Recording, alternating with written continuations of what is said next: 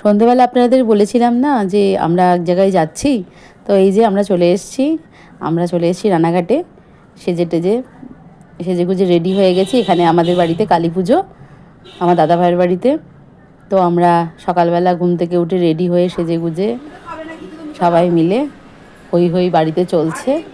এই যে আমাদের নান্নি বুড়ি দুষ্টুমি করছে, একদম খুব দুষ্টু হয়ে গেছে, মায়ের কাছ থেকে ছাড়া কারোর কাছে যাচ্ছে না। এই যে অ্যাকচুয়ালি ও খুব হাসানোর চেষ্টা চালাচ্ছে ওকে আর কি, আমার ছেলে।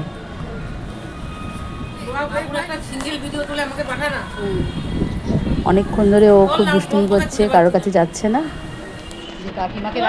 কাকিমাকে দেখা যাচ্ছে, অন্ধকারে আসছে কাকিমা, আমি নিচে ফেললাম।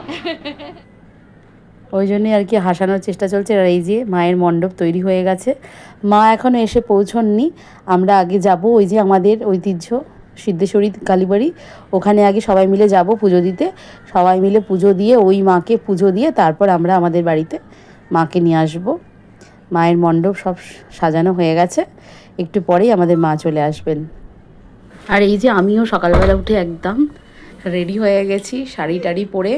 কেমন লাগছে আমাকে একটু বলুন তো। এটা সকালবেলা কালী পুজোর দিন, এভাবে সেজেছি আমি।